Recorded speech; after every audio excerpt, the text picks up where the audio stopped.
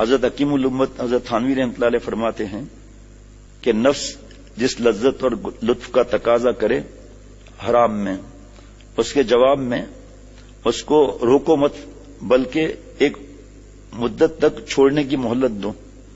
پٹا کے بتایا نا علامہ بصیری رحمۃ اللہ علیہ فرماتے ہیں نفس مثل بچے کے، اس کو پٹاؤ گے پٹ جائے گا جناب، اور کہو کہ جنت میں چل کر اس لطف اور لذت کو حاصل کریں گے۔ کیا بات ہے! اور آزادی، اس کی خواہش کو پورا کرنا، یہ وعدہ کر لینا آسان ہے۔ چنانچہ اس تدبیر کا میں نے اول خود تجربہ کیا حضرت تھانوی رحمۃ اللہ علیہ، تو بہت نافع ثابت ہوا۔ پھر میں نے دوسروں کو بتایا تو انہوں نے بھی اس کو نافع ہونا ظاہر کیا۔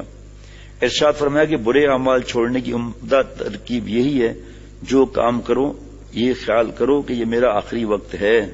جناب، یہ مراقبہ ہر دشواری کو، مراقبہ یعنی سوچ، مراقبہ حال نہیں، یہ مراقبہ ہر دشواری کو آسان کر دے گا۔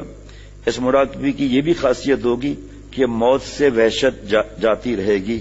میرا موبائل ہے۔ ارشاد فرمایا کہ ایک بات کہتا ہوں، حضرت تھانوی رحمۃ اللہ علیہ کے ملفوظات ہیں، اگرچہ میرے منہ سے اچھی نہیں معلوم ہوتی، اس لیے کہ ہم کو تو یہی کہنا چاہیے کہ دائمی تقوی اختیار کرو، لیکن کیا کیا جائے؟ لوگوں کو دیکھتا ہوں کہ بہت سی بلاؤں میں مبتلا ہیں، ان کی حالت کو دیکھ کر کہنا پڑ رہا ہے کہ اگر آپ سے دائمی تقوی نہ ہو سکے تو صرف رمضان ہی میں تقوی اختیار کر لو۔ رمضان کے بعد تم کو اختیار ہے، لیکن اس کا مطلب یہ نہیں کہ باقی 11 مہینے تقوی نہ اختیار کرو، بلکہ مطلب یہ کہ نفس سے 1 ماہ کے لیے صلح کر لو۔ دیکھیں فرماتے اگرچہ مجھے یہ نہیں کرنا چاہیے، لیکن حالات دیکھ رہا ہوں گناہ میں ڈوبنے کی، اس لیے میں کہہ رہا ہوں۔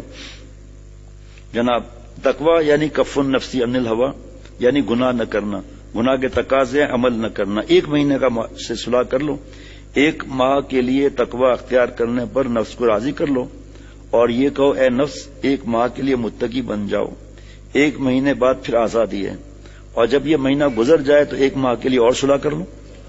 کیا بات ہے! اتنا مزہ آتا ہے، دوبارہ پڑھ رہا ہوں ویسے یہ، بلکہ تیسری دفعہ پڑھ رہا ہوں۔ نفس کی خاصیت بچے کی سی ہے، آگے نا بچہ بہلانے سے بہل جاتا ہے، بس تم بھی نفس سے کہہ دو کہ عید کے دن تک تو متقی ہو جا، بعد میں تجھ کو اختیار ہے۔ چکر دے دیا نا، بچہ ہے نا، چکر دے دیا۔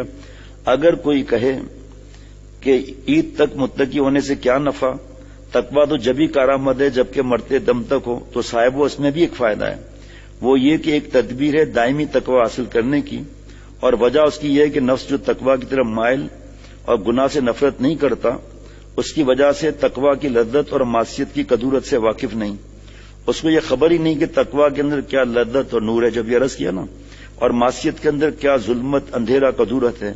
اس کی وجہ یہ کہ نفس چونکہ ہمیشہ گناہی میں رہا ہے، اس لیے تقویٰ کے نور کی اس کو خبر نہیں کہ مجھے تو اس جملے پر ایسا بس کیا عرض کروں، اس کو مزے کا پتہ ہی نہیں نا، اس لیے ہم آتے نہیں ہیں تقویٰ کی طرف۔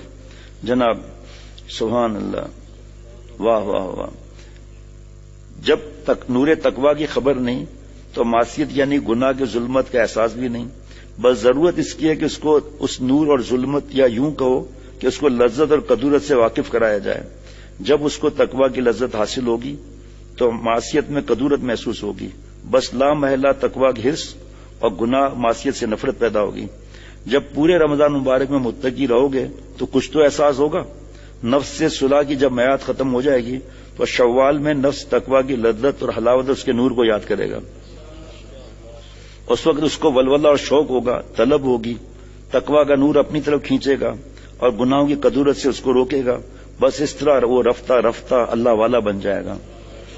اب سمجھ میں آ گیا ہو کہ رمضان میں متقی بن جانے سے کس طرح دائمی یعنی ہمیشہ کے لیے متقی بن جاؤ گے۔